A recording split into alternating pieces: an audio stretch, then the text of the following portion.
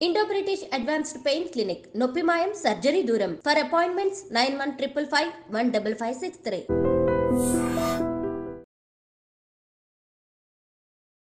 Namaste, welcome to iDream Social Spotlight with Kavita.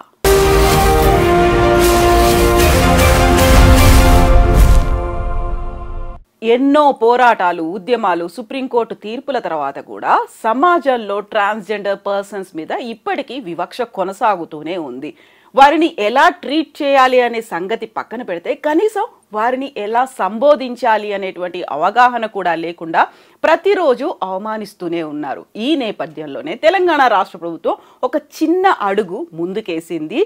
Traffic వాలంటీర్లుగా transgender పర్సన్స్ని నియమించింది. దాంతోపాటుగా వాళ్ళకి appointment orders కూడా ఇవ్వబోతోంది. అయితే నిజంగా సమాజంలో రావాల్సినటువంటి మార్పు ఏంటి, ఏం కోరుకుంటున్నారు? మనతో పాటుగా ఉన్నారు ట్రాన్స్జెండర్ పర్సన్స్ యాక్టివిస్ట్ రచన ముద్రబోయిన గారు. రచన గారు నమస్కారం.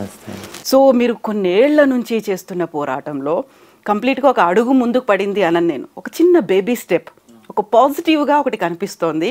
44 మంది ట్రాన్స్జెండర్ పర్సన్స్ని ట్రాఫిక్ వాలంటీర్స్గా తెలంగాణ రాష్ట్ర ప్రభుత్వం గుర్తిస్తోంది. ఏమంటారు దీని గురించి? Thank you. ట్రాన్స్జెండర్ పర్సన్స్ అన్నారు మీరు. నిజంగానే మన సొసైటీలో చూస్తే ట్రాన్స్జెండర్స్, ట్రాన్స్ ఉమెన్, ట్రాన్స్ పర్సన్, లేకుంటే ట్రాన్స్ మెన్, ట్రాన్స్ పర్సన్ అనేది కూడా లేదు కదా.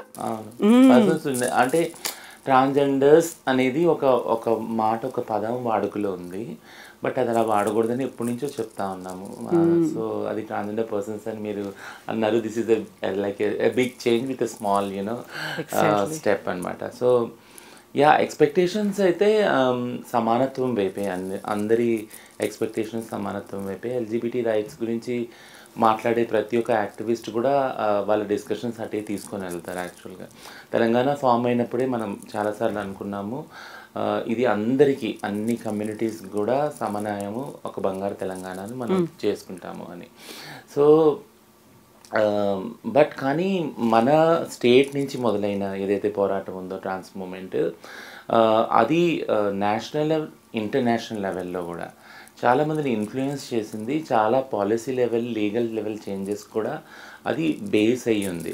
బట్ కానీ మన స్టేట్లో మన కమ్యూనిటీకి, మన తెలంగాణ ట్రాన్స్ కమ్యూనిటీకి ఏదైతే ఉందో రావాల్సిన బెనిఫిట్స్ 10 years తర్వాత చూస్తున్నాం. యాక్చువల్లీ ఎందుకంటున్నానంటే డే బిఫోర్ యెస్టర్డే నేను ఢిల్లీ వెళ్ళా. 10 years ఆఫ్ అది నాల్సా జడ్జ్మెంట్ చేసుకున్నాం అనమాట.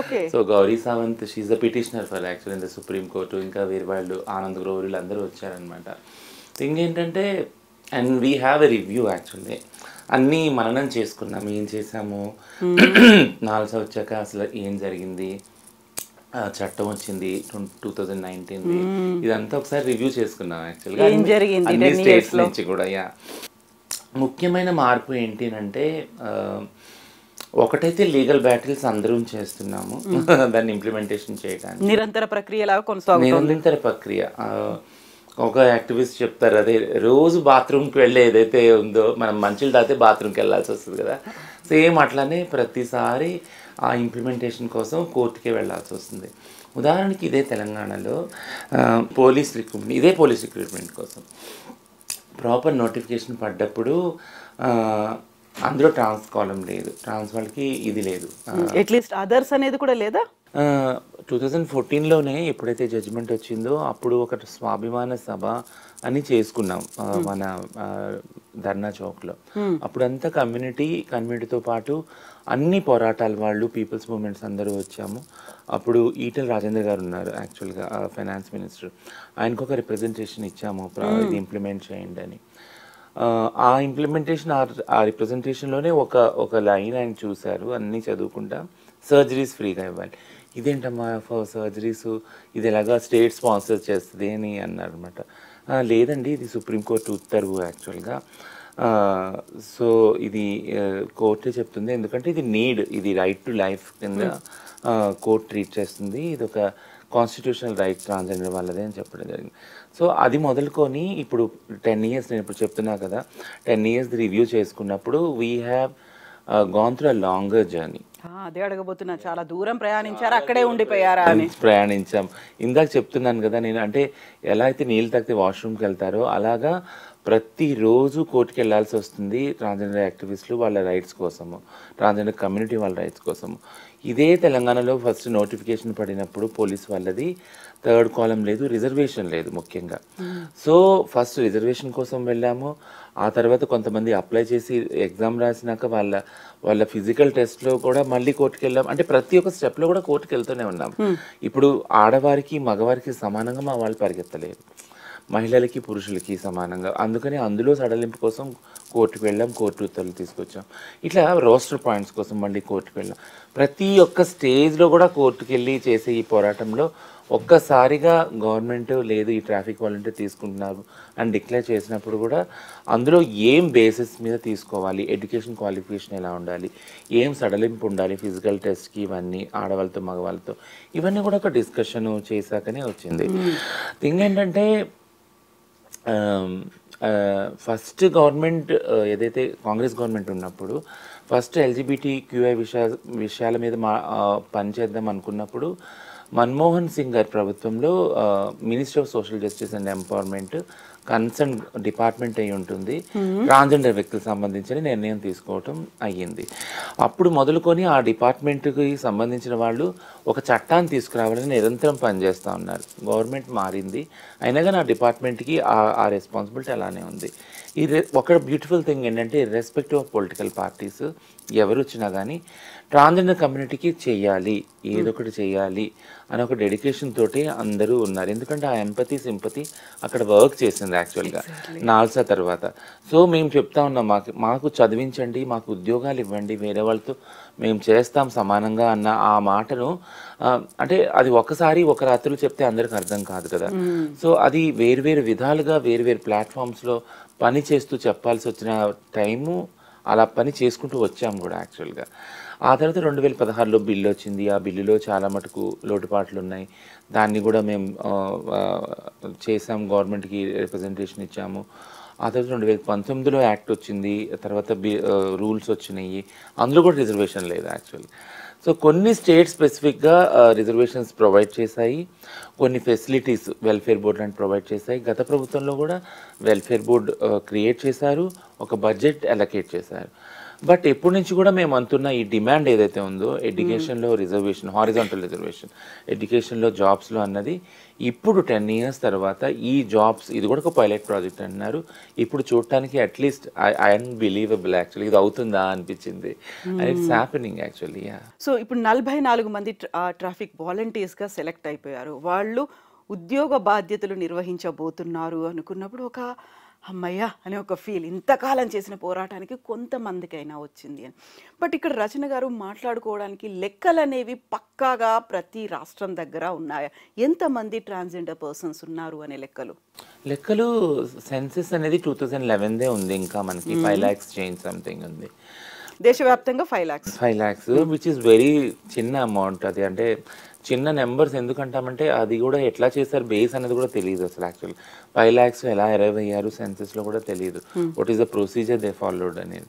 ఎందుకంటే చాలామందికి చాలాసార్లు చెప్పాను నేను, మేల్ ఫీమేల్ ట్రాన్స్ అనే 3 ఐడెంటిటీస్లో కూడా ఉంచుకోవచ్చు అని సుప్రీంకోర్టు చెప్పినప్పుడు చాలామంది మేల్లోనే ఉన్నారు, కొంతమంది ఫీమేల్గా ఉన్నారు, కొంతమంది చాలా తక్కువ మందికి ట్రాన్స్ అన్న ఐడెంటిటీ ఉంది. ఓటర్ కార్డ్ 2009 నుంచి స్టార్ట్ చేసినా కూడా. సో ఇదొక ప్రాబ్లంగా ఉంది. అట్లాంటి టైంలో 2009 నుంచి 11 తీసుకుంటే గ్యాప్, ఈ 2-3 ఏళ్ళ వ్యవధిలోనే సెన్సెస్ అయిపోయి ఒక 5 lakhs వచ్చేటప్పటికి that's not the proper number అనిపించింది. We have raised that issue on various platforms also. 2014 ఎప్పుడైతే తెలంగాణ స్టేట్ ఫామ్ అయిందో 2014లోనే నాల్సా జడ్జ్మెంట్ కూడా వచ్చింది. అప్పుడు సమగ్ర సర్వే కూడా అయింది, కుటుంబ సర్వే. ఆ నంబర్స్ మనకి తెలియదు. బట్ రీసెంట్గా మనకి అంటే చాలామంది RTI వేశారు, RTI ద్వారా నెంబర్స్ కూడా రాలేదు. టిస్ మధ్యలో ఒక సర్వే చేసింది, ఆ నెంబర్స్ కూడా రాలేదు. బట్ ఇప్పుడు we have the numbers. 2014 numbers 15,000 చిల్లర సంథింగ్. సో అన్డివైడెడ్ ఏపీలో 46,000 నెంబర్స్ ఉన్నాయి, అంటే 5011 సెన్సెస్ ప్రకారం. బట్ 2014 సర్వే ప్రకారం ఇప్పుడు మన దగ్గర ఉంది only Telangana 59,000 actually. 59,000 transgender persons తెలంగాణలో తెలంగాణ ఉన్నారు. వ్యాప్తంగా ఉన్నారు. బట్ ఇప్పుడు మళ్ళీ కాస్ట్ సర్వే అవుతుంది కాబట్టి ఇందులో కూడా పెరగచ్చు లేదా అదే నెంబర్ రావచ్చు. ఏముంటుంది అనేది మనకు క్లియర్గా వస్తుంది, కాస్ట్ ప్రకారం కూడా వస్తుంది. సో డిస్ట్రిక్ట్ వైజ్గా కూడా ఈ స్ప్లిట్ ఉంది. ఇప్పుడు మన దగ్గర గవర్నమెంట్ దగ్గర కూడా డిపార్ట్మెంట్ ఫామ్ అయింది కాబట్టి డిపార్ట్మెంట్ దగ్గర కూడా ఉంది. ఇప్పుడు మీరు 59,000 తెలంగాణ అని చెప్పారు. ట్రాన్స్జెండర్ పర్సన్స్కి సంబంధించి వాళ్ళని రిక్రూట్ చేసుకుంటున్నారు అన్నప్పుడు పేపర్స్ గూగుల్ చేసి నేను చూసినప్పుడు వచ్చినటువంటి నెంబర్ తెలంగాణ వ్యాప్తంగా 3,000 మంది ట్రాన్స్జెండర్ పర్సన్స్ ఉన్నారు. అందులో హైదరాబాద్లో 1,000 to 1,500. నోవే నియర్ కదా మీరు చెప్పింది. 59,000 అంటే 3,000 ఎక్కడుంది అసలు? ఏ లెక్క ఇది? సో ఇది ఈ నెంబర్స్ కూడా కోవిడ్లప్పుడు బహుశా ఈ నెంబర్స్ మీరు చూసింది దొరుకుండొచ్చు. ఒక 3,000 అన్నది కోవిడ్లో చాలామంది బయటికి రాలేదు. కోవిడ్లో మీరు చూసే ఉంటారు, అంటే ఏదైతే మెట్రో స్తంభాలు ఉన్నాయో అక్కడ చాలామంది రాశారు వెళ్ళి ట్రాన్స్జెండర్ వ్యక్తుల ద్వారా కోవిడ్ ప్రబలుతుంది అనేసి కొన్ని దుష్ప్రచారం చేశారు. అది ఇంకొకటి, కోవిడ్లో బయటికి వెళ్ళే వాతావరణమే లేదు కదా. ట్రాన్స్జెండర్ వాళ్ళు భిక్షాటం చేయాలన్నా సెక్స్ వర్క్ చేయాలన్నా బయటికి వెళ్ళేదే లేదు, అంతా లాకప్ అయి ఉంది యాక్చువల్గా. సో మేమే వాళ్ళ ఇళ్ళకి వెళ్ళి గ్రాసరీస్ అవన్నీ ఇచ్చాము. సో అప్పుడు బయటికి వచ్చిన వాళ్ళు ఆన్ ఐడి కార్డ్స్ ఉన్న వాళ్ళకి ఏదైతే హెల్ప్ చేశామో ఆ నెంబర్ తీసుకున్నా కానీ విత్ ఇన్ సిటీ 3,000 మంది రీచ్ అవుట్ అయ్యాం. విత్ ఇన్ సిటీ అంటే హైదరాబాద్, సికింద్రాబాద్ అవుట్స్కట్స్ అన్ని కలిపి 3,000 మంది ఓన్లీ రీచ్ అవుట్ అయిన వాళ్ళు కోవిడ్ ద్వారా, హెల్ప్ ద్వారా. అది కాక ఇంకా తెలంగాణ వ్యాప్తంగా ఒక 8,000 మెంబర్స్ని రీచ్ అవుట్ అయ్యాం. సో మీరు అంటే ర్యాండమ్గా ఎక్కడో ఏదో నెంబరు గూగుల్లో వచ్చి ఉంటుంది. అంటే ప్రముఖ దినపత్రికల్లో కూడా వచ్చినటువంటి నెంబర్ రాష్ట్ర వ్యాప్తంగా 3,000 ఉన్నారు, హైదరాబాద్లో 1,000 నుంచి 1,500 మధ్యలో. బట్ ఇప్పుడు అఫీషియల్గా మనకి నెంబర్ అవైలబుల్గా ఉంది, డిపార్ట్మెంట్ దగ్గర ఉంది. అది 59,000. ఇప్పుడు సర్వే ద్వారా ఇంకా అది పెరగచ్చు. ఇప్పుడు మీరు ఒక మాట అన్నారు, కరోనా టైంలో వాళ్ళకి గ్రాసరీస్ మేము డిస్ట్రిబ్యూట్ చేశామని. స్టిల్ అదే పరిస్థితి ఉన్నట్టుంది. మీరు ఇప్పుడు ఈ ఇంటర్వ్యూ తర్వాత వెళ్తోంది కూడా గ్రాసరీస్ డిస్ట్రిబ్యూషన్ దానికే వెళ్తున్నారు కదా, ఎందుకు ఆ పరిస్థితి ఉంది? ఇంకా పేదరికం అనేది ఎప్పటికీ ఉంది ట్రాన్స్జెండర్ కమ్యూనిటీలో. అది చాలామందికి అర్థం కాదు. చాలామంది ఏమనుకుంటారంటే వీళ్ళకేంటి, వీళ్ళ దగ్గర డబ్బులు ఉంటాయి కదా ఎప్పుడు అనుకుంటారు.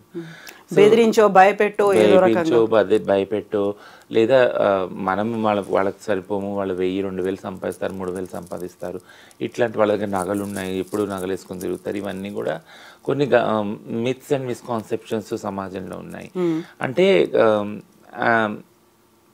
మనము అంటే సంపదని, సంపన్నత్వాన్ని అంటే రిచ్ అండ్ పూర్ అనే దాన్ని ఎలా డిఫైన్ చేస్తాం, సమాజంలో ఎలా చూస్తాం అనేది దృక్కోణం కూడా మనం ఒకసారి పునఃపరిశీలించాలి. ఎందుకంటే సంస్థాగతంగా ఒక కులంలో పుట్టిన వాళ్ళు కొన్ని బెనిఫిట్స్ ఆటోమేటిక్గా వచ్చేస్తాయి ఆ కులంలో పుట్టడం వల్ల కదా. మన సమాజమే కులం బేసిస్ మీద డివైడ్ అయ్యి ఉంది. సో వాళ్ళకి ఆటోమేటిక్గా ఎడ్యుకేషన్ మంచి క్వాలిటీ వచ్చినప్పుడు మంచి జాబ్స్ కూడా వస్తాయి. జాబ్ ఇంట్రెస్ట్ లేని వాళ్ళకి కొన్ని వ్యాపారాలు ఉన్నాయి కదా, కంపెనీస్ కానీ అవి కానీ ఇవి కానీ. సో ఈ కులంలో ఇర్రెస్పెక్టివ్ ఆఫ్ ఉన్నత కులంలో, సంపన్న కులంలో పుట్టిన, లేని నిరుపేద కులంలో, అంటరానితనం ప్రబలి ఉన్న ఒక కులంలో పుట్టిన, యాక్చువల్గా ఏ కులంలో పుట్టినా ట్రాన్స్జెండర్ వాళ్ళు వెలివేతకు గురవుతారు కదా. ఎందుకంటే ఫ్యామిలీలోనే ఉంచుకోరు, అది ఏ కులమైనా కానీ చిన్న చూపు అక్కడే ఉంటుంది. పైగా చిన్న చూపు కులాన్ని బట్టి కూడా నేర్పుతారనమాట. అంటే మీరు కులాన్ని బయటకు చెప్పుకోవద్దు. చిన్న కులాల్లో అయితే ఇళ్లలో ముందే చెప్పి పంపిస్తారు, ఏంటంటే మనం ఈ కులం అని చెప్పుకోవద్దు, మన చిన్న కులం అని. సో దానివల్ల వాళ్ళ సెల్ఫ్ కాన్ఫిడెన్స్ కూడా చాలా తక్కువ ఉంటుంది. అందుకే కదా కుల పోరాటం అనేది ఎక్కడ వచ్చింది అంటే మేము ప్రౌడ్గా ఫీల్ అవుతున్నా ఒక కులానికి ఒక ప్రైడ్ ఉంది అని చెప్పుకోవటానికి కుల పోరాటాలు వచ్చినాయి కదా. సో సేమ్ విధంగా ఎల్జిబిటిక్యూ మూమెంట్లో కూడా మీ ట్రాన్స్జెండర్ అయితే, లెస్బియన్ అయితే, గే అయితే, బైసెక్షువల్ అయితే మీరు ప్రైడ్ని కోల్పోవద్దు. మీరు ప్రైడ్గా ప్రౌడ్గా చెప్పుకోండి మీరు ఆ సెక్షువాలిటీ, ఆ జెండర్కి చెందిన వాళ్ళు అనేది వచ్చింది. సో ఏం చెప్పడానికి ట్రై చేస్తున్నాను అంటే కులం ప్రకారంగా సమాజం డివైడ్ ఉన్నప్పుడు అదే ప్రకారంగా ధనికులు పేదలు అనే కూడా వాళ్ళు కూడా డిసైడ్ అయి ఉన్నారు. సో ఇర్రెస్పెక్టివ్ ఆఫ్ ధనికులు పేదలు, ట్రాన్స్జెండర్ వాళ్ళు అనేవాళ్ళు వెలివేయబడ్డారు సమాజంలో. సో కాబట్టి మాకు ఫెసిలిటీస్ ఏవీ లేవు. చదువుకోవడానికి ఫెసిలిటీ లేవు, జాబ్ చేయడానికి ఫెసిలిటీ లేవు, వ్యాపారం చేయడానికి కూడా ఫెసిలిటీస్ లేవు. అట్లాంటప్పుడు పేదరికం అనేది ఎప్పుడు పేదరికంతో సావాసం చేయటమే మా కమ్యూనిటీకి ఆప్షన్ అయ్యింది, మిగిలిన ఆప్షన్ అయ్యి ఉందన్నమాట. సో ఇప్పుడు ఏదైతే సమాజంలో అనుకుంటున్నారు వీళ్ళ దగ్గర డబ్బులు ఉంటాయి, వీళ్ళు రోజుకి 2,000 3,000 సంపాదిస్తారు, లేదా వీళ్ళు నగలు ఉంటాయి అనేదంటే ఒక తాత్కాలికమైన ఒక ఇంప్రెషన్ అది మాత్రమే. ఎందుకంటే మా దగ్గర ఉన్నది అంతా కూడా ఒక లిక్విడ్ రూపంలోనే ఉంటుంది. ఎప్పుడైతే మాకు ఆధార్ కార్డు లేదో, బ్యాంక్ అకౌంట్ లేదు, పైసలు ఎక్కడ దాచుకుంటాం యాక్చువల్ కదా. మా దగ్గర పాన్ కార్డు లేనప్పుడు నగలు ఎక్కడ కొంటాం యాక్చువల్, కొన్నా కానీ మాకు సొంత ఇల్లు లేనప్పుడు ఎక్కడ దాచుకుంటాం. ఈజీగా ఒకవేళ ఒక వ్యక్తి ఇంట్లో దొంగలు పడ్డారంటే కథం, తన జీవితాంతం సంపాదించిన డబ్బులన్నీ వెళ్ళిపోతాయి యాక్చువల్గా దొంగతనంతో. మళ్ళీ రోడ్డు మీదకి వచ్చి అలాగే భిక్షాటం చేసుకొని సెక్స్ వర్క్ చేసుకొని వాళ్ళు అమ్ముకొని బ్రతకాలి. సో థింగ్ ఏంటంటే ఎందుకు చెప్తానంటే పేదరికం అనేది ఎప్పుడు ఉండటం వల్ల ఏదైతే బేసిక్ అవసరాలు ఉన్నాయి, తిండి, బట్ట, వసతులు అంటే గృహం కదా, రోటీ కపడా మకాన్, ఇవి ఖచ్చితంగా మా వాళ్ళకి ఎప్పుడు నిత్యావసరాలుగా ఉన్నాయి. ఎప్పుడు దానికి సంబంధించిన డిమాండ్ ఎప్పుడు కూడా ఆ కమ్యూనిటీలో ఉంది, ఎందుకంటే పేదరికం ఎప్పుడు ఉంది కాబట్టి. సో ఇప్పుడు మీరు చెప్పిన మాట ఆధార్ కార్డు లేదు, పాన్ కార్డు లేదు, ఇప్పటికీ ఎవరికి లేదా? మీకుందా? చాలా తక్కువ మంది, నాకైతే ఉంది బట్ చాలా తక్కువ మందికి. ఎందుకంటే వాళ్ళు పుట్టింది ఒక జెండర్లో, ఒక సెక్స్లో ఉంటుంది వాళ్ళ ఆధార్ కార్డు. దాన్ని మార్చుకోవాలి ట్రాన్సిషన్ అయ్యాక, ట్రాన్స్ అని బయటకు వచ్చాక. సో దాన్ని మార్చడానికి మళ్ళీ సపరేట్ ప్రొసీజర్స్ ఉన్నాయి యాక్చువల్లీ. సో అవన్నీ ప్రొసీజర్స్ ఇప్పుడు ట్రాన్స్జెండర్ ఐడి కార్డు కూడా ప్లేస్లోకి వచ్చింది. ఒక్కొక్క ఐడి కార్డు మనం అప్లై చేశాక నెల 2 నెలలు, కొంతమంది సంవత్సరం కూడా పడుతుంది అది.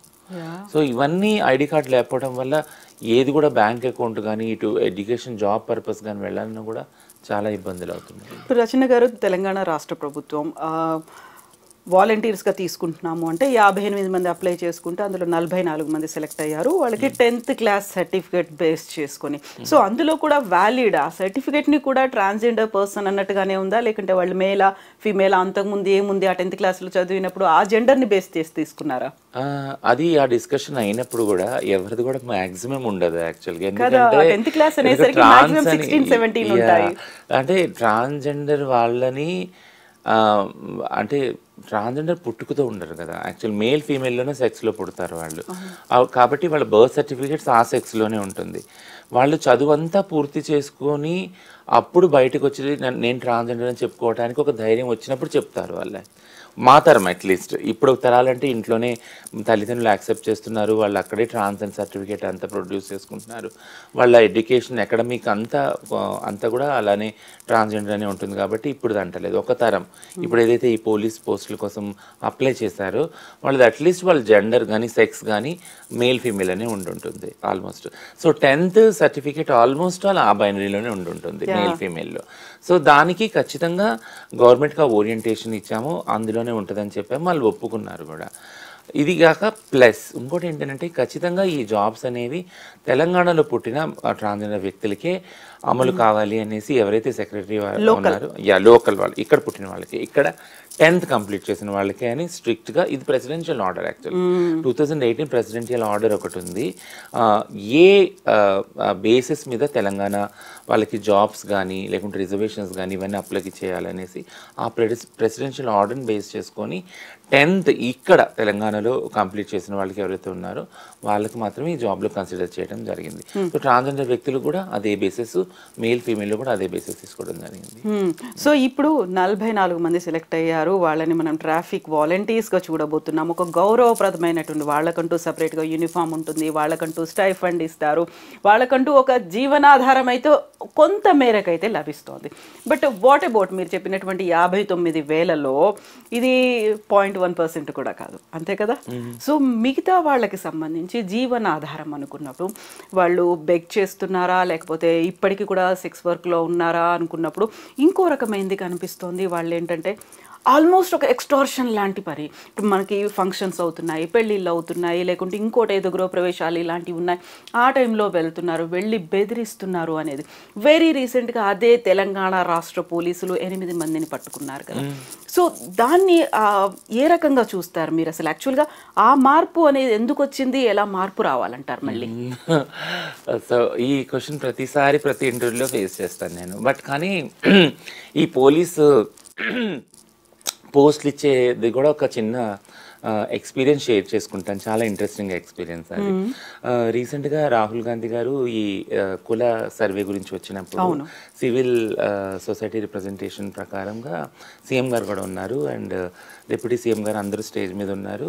నేను, సుజాత సూర్యపల్లి, శాంతా సిన్హా మేమందరం కూడా మేము మా కమ్యూనిటీస్ని రిప్రజెంట్ చేసుకుంటా మాట్లాడినప్పుడు నా వంతు వచ్చినప్పుడు నేను లేచి ధన్యవాదాలండి, ఫస్ట్ స్కీమే మహాలక్ష్మి స్కీమ్ ఇచ్చారు, చాలా థ్యాంక్స్, మా వాళ్ళు ఇప్పుడు ఫ్రీగా ట్రావెల్ చేస్తున్నారు, నెక్స్ట్ బహుశా 33 జిల్లాల్లో కూడా free transgender clinics government clinics ఇస్తారు, బహుశా ఈ రెండింటికి చాలా చాలా ధన్యవాదాలు, మీ గవర్నమెంట్ మా కమ్యూనిటీకి చాలా చేస్తున్నారని కూర్చుండిపోతే వెంటనే సీఎం గారు మైక్ ఇమ్మని చెప్పి మైక్ తీసుకున్నారు. రచన గారు ట్రాఫిక్ వాలంటీర్స్గా నోటిఫికేషన్ నెక్స్ట్ వీక్లో రిలీజ్ అవుతుంది, అది కూడా ఉందండి. ఐ ఫెల్ సో హ్యాపీ, ఎందుకంటే నేను అంటే నా మైండ్లో అది లేదు యాక్చువల్గా, అంటే ఇది జరుగుతుంది చాలామంది అడిగారు దాని గురించి. మా వాళ్ళు కమ్యూనిటీ ఫస్ట్ టైం పబ్లిక్గా స్టేట్మెంట్ ఇచ్చినప్పుడు మా వాళ్ళు కాల్ చేసి ఎలా చేసుకోవాలి, ఎట్లా అప్లై చేసుకోవాలి ఇవన్నీ అడిగాను. చాలా ర్యాండమ్గా అడిగినప్పుడు నాకు కూడా తెలియదు, ప్రొసీజర్స్ బహుశా చెప్తా అనుకుంటే ఏ డిపార్ట్మెంట్ డీల్ చేస్తుందో కూడా తెలియదు. అప్పుడు సీఎం గారు ఆ మాట చెప్పినప్పుడు ఐ ఫీల్ మళ్ళీ లేసి థ్యాంక్ యూ సార్, మర్చిపోయాను సారీ అనేసి నేను కూర్చున్నానండి. And I feel happy because the dedication ఏదైతే ఉందో ఆయనకి ఈ ట్రాన్స్ ఇష్యూస్ మీద. ఎందుకంటే పాలిటిక్స్లో కూడా గవర్నమెంట్స్లో కూడా చాలామంది LGBTQI రైట్స్ని ఎవరైతే ప్రోగా ఉన్నారు, సపోర్ట్ చేస్తున్నారు ఈ కమ్యూనిటీస్ని, వాళ్ళు చాలా వివక్షతను ఎదుర్కొంటున్నారు. ఎందుకంటే మా సొంత ఇళ్లలో మా తల్లిదండ్రులు, అన్నదమ్ముళ్ళు, అక్క చెల్లెళ్ళే మమ్మల్ని పెట్టుకోవట్లేదు కదా, వాళ్ళే వివక్షత ఎదుర్కొని మమ్మల్ని ఫ్యామిలీ నుంచి బయటకు ఎంటేసినప్పుడు ఒక సీఎం పొజిషన్లో ఉన్న వ్యక్తి ఆ డిక్లరేషన్ చేసినప్పుడు ఐ ఫెల్ట్ సో హ్యాపీ. అంటే ఈయనకి ఎంత డెడికేషన్ ఉంది మా కమ్యూనిటీకి సంబంధించి అనేది. అది అక్కడ ఇదంతా ఎందుకు చెప్తున్నాను అంటే, మీరు ఇప్పుడు అన్నారు మా ట్రాఫిక్ వాలంటీర్స్గా ట్రాన్స్జెండర్ కమ్యూనిటీ వాళ్ళు అదే ట్రాఫిక్ సిగ్నల్స్లో ఎక్కడైతే అడుక్కున్నారు, మీకు కనపడుతుంది మా వాళ్ళు ఓన్లీ ట్రాఫిక్ సిగ్నల్స్లో పోలీసులుగా జాబ్ చేస్తారనేది, but I'm seeing beyond that, దాన్ని మించి నేను చూస్తున్నాను యాక్చువల్గా. మీరు అన్నట్టు ఎక్కడైతే అడుక్కుంటున్నారో అక్కడ పోలీస్ జాబే చేయటం లేదు. ప్రతిసారి ప్రతి వ్యక్తి ప్రతిరోజు లేచి బయటికి వెళ్ళినప్పుడు వాళ్ళు చూసినప్పుడు ఒక కాన్ఫిడెన్స్, ఒక హోప్, అన్నిటి మించి హోప్ ఏంటంటే వీళ్ళు కూడా మారుతారు, వీళ్ళు కూడా చేస్తారు, వీళ్ళు కూడా జాబులు చేయగలుగుతారు, సమాజంలో ఒక భాగము ఒక బాధ్యతాయుతంగా ఉండగలుగుతారు అనే నమ్మకం ప్రజలకి ఏర్పడుతుంది యాక్చువల్గా. సో ఈ విషయంలో Telangana I think like it will prove. ఎందుకంటే మిగిలిన స్టేట్స్లో నేను అబ్జర్వ్ చేస్తున్నాను, జాబ్స్ ఇస్తానన్నప్పుడు తమిళనాడులో కానీ, ఛత్తీస్గఢ్లో కానీ, ఇంకా వేరే వేరే రాష్ట్రాల్లో ఎవరు కమ్యూనిటీ ముందుకు రాలేదు. మీరు ఇప్పుడు చెప్పారు 58 మెంబర్స్, ఆ జాబ్ వచ్చినప్పుడు నాకే భయంగా ఉంది, నిజంగా వస్తారా మా వాళ్ళు చేస్తారా అన్నప్పుడు 58 మెంబర్స్ని చూసినప్పుడు మేము వీఆర్ కోఆర్డినేటెడ్ లైక్ సిరీస్ తీసుకోవడం అదంతా చాలా 2 రోజుల్లో చాలా ఫుల్ స్మూత్గా అయింది, చాలా ప్రెషర్ మీద అయింది యాక్చువల్గా. వాళ్ళ సర్టిఫికేట్స్ అవన్నీ కలెక్ట్ చేయడం, వాళ్ళు పంపడం, పలానా చోట గోషామహల్లో అవుతుంది వెళ్ళండి మీకు ఈ ఫిజికల్ టెస్ట్ ఇవన్నీ. బట్ ఆ ప్రెషర్లో కూడా వీ ఎంజాయ్డ్ ఏ లాట్, ఎందుకంటే we're doing this, we're creating history యాక్చువల్గా. సీఎం గారు నిర్ణయం తీసుకున్నారు అండ్ వీఆర్ డూయింగ్ దిస్ అనేది ఒక హ్యాపీగా ఫీల్ అయ్యాము. ఇమీడియట్ గా within 5 days actually won't believe. అయితే 58 మంది వచ్చారు, 44 మంది 21 trans men, 23 trans women. And we look to them. అండ్ ఇప్పుడు వాళ్ళు చూస్తుంటే ట్రైనింగ్ లో కూడా వాళ్ళు షేర్ చేస్తున్నారు వాళ్ళ ఎక్స్పీరియన్సెస్, ఈ రోజు ఇదైంది some photographs. I feel so happy. నేను అనేది అంతే, పబ్లిక్లో ఒక కాన్ఫిడెన్స్ వస్తుంది వీళ్ళు చేస్తారు అని. ఈ 6 months పైలట్ ప్రాజెక్ట్ ఏదైతే ఉందో ఇది కన్నా సక్సెస్ అయితే, మీరు అన్నారు 59,000 ఉన్నారు కదా, ఆ బేసిస్ మీద మొత్తం స్టేట్, తెలంగాణ స్టేట్ అంతా స్కేల్ అప్ చేస్తారు దీని ఎంత రిజర్వేషన్ రావాలని. 1% రిజర్వేషన్ ఆల్రెడీ కన్సిడరేషన్లో ఉంది. What I mean to say అంటే, పబ్లిక్కి ఒక భరోసా రావాలి వీళ్ళు పనిచేస్తారు అని, మా కమ్యూనిటీ కూడా భరోసా రావాలి గవర్నమెంట్ మాకు హెల్ప్ చేస్తుందని.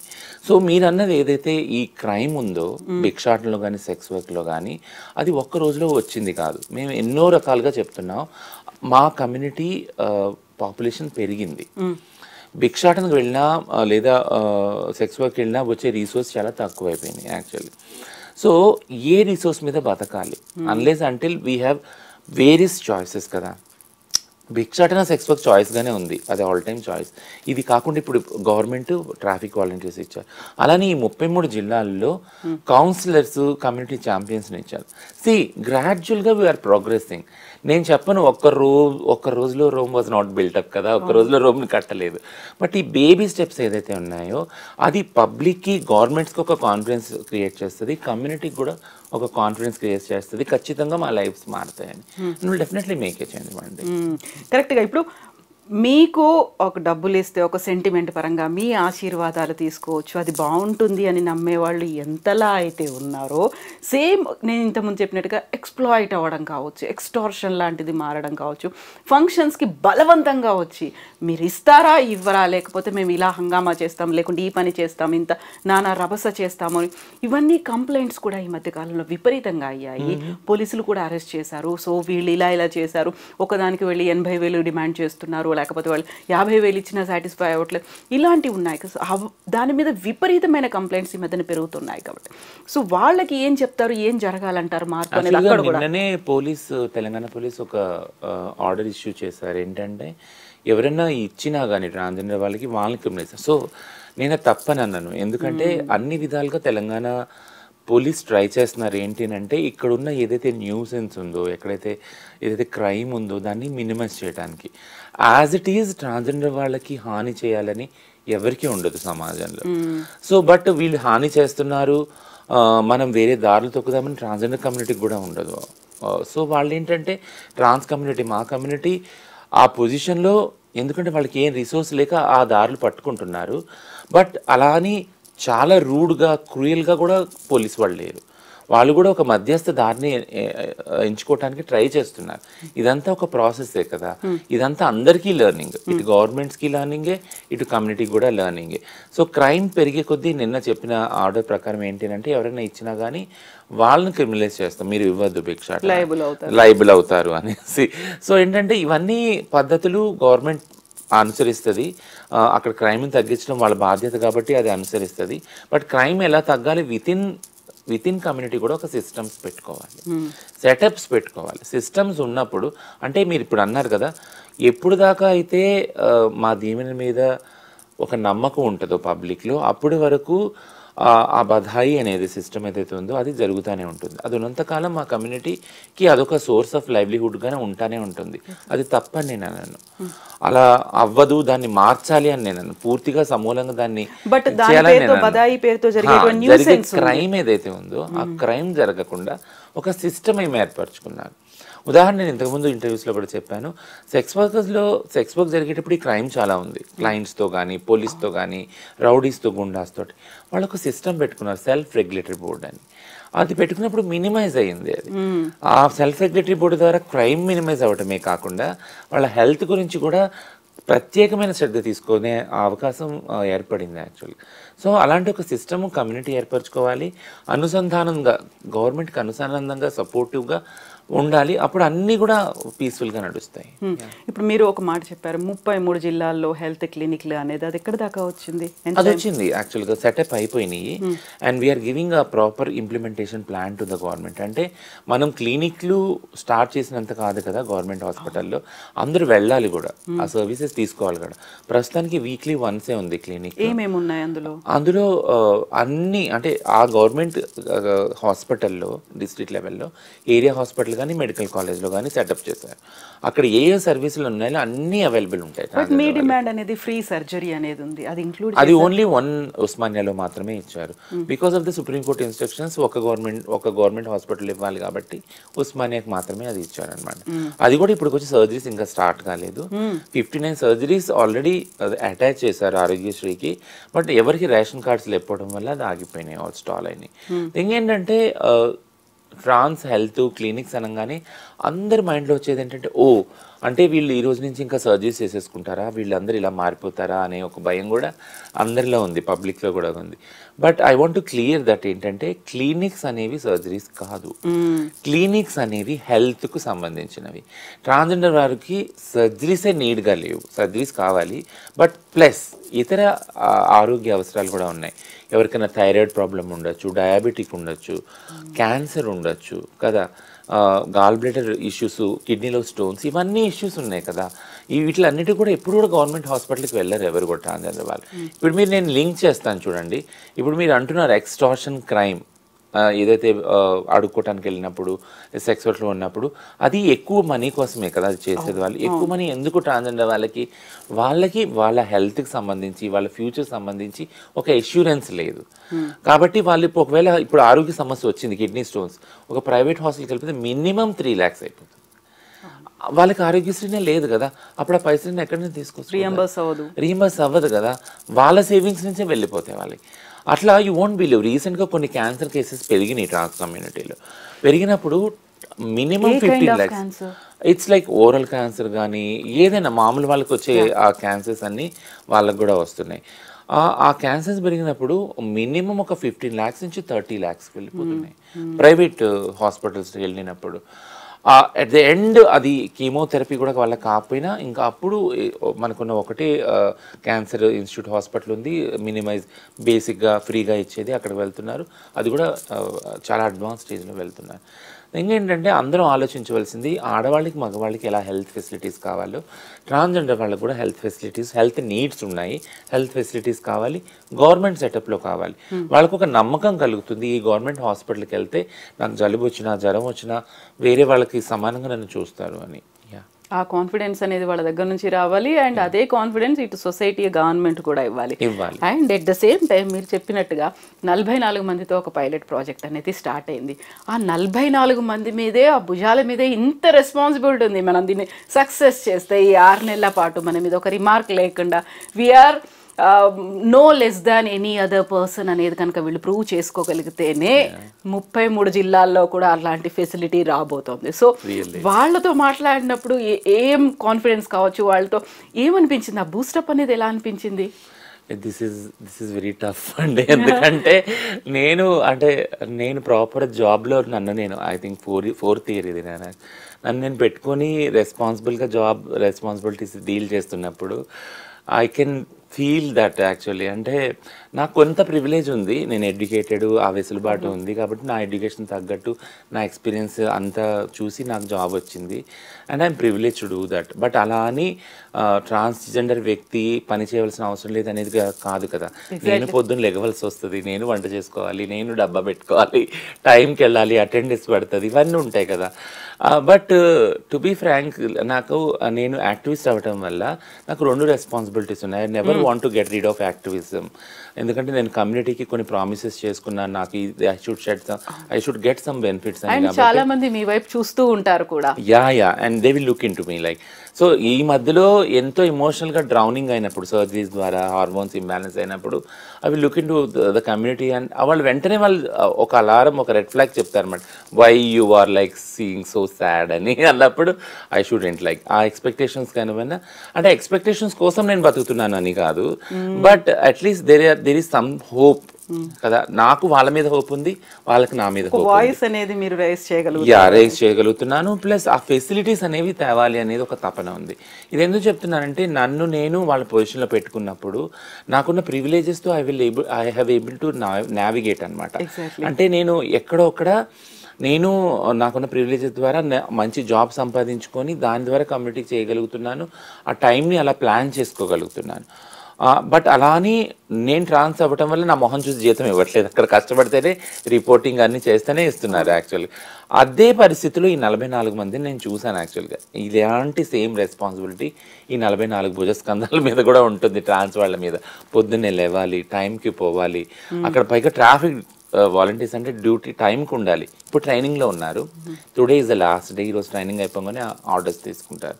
సో వాళ్ళ పర్సనల్ లైఫ్ని బ్యాలెన్స్ చేసుకోవాలి, వాళ్ళ food habits, life cycle, daily రొటీన్ని అంతా బ్యాలెన్స్ చేసుకోవాలి. మొన్నటి దాకా గబగబా తయారై భిక్షాటన సెక్స్ వర్క్ వెళ్ళే వాళ్ళు ఇప్పుడు కంప్లీట్ డిఫరెంట్గా ఇక్కడికి వచ్చి పొద్దునకో రోల్లో కనిపించి వాళ్ళు ఒక డిసిప్లిన్ ప్రొసీజర్లో పెట్టుకోవాలి. అది ఎవరికి చెప్పినా ఎవరు చెప్పవలసిన అవసరం లేదు యాక్చువల్గా. వాళ్ళకి ఏంటంటే ఒకలాంటి హ్యాపీనెస్ ఉంది, ఆ హ్యాపీనెస్ విల్ డ్రైవ్ దెమ్. వాళ్ళకి లోపల నేను పోలీస్ వాలంటీర్ని, నేను ఒక గవర్నమెంట్ ఒక పోస్ట్లో ఉన్నాను, బాధ్యత పోస్ట్లో ఉన్నాను కాబట్టి నన్ను నేను క్యారీ చేసుకోవాలనేది ఆ డ్రైవ్ తీసుకొని వెళ్తుంది.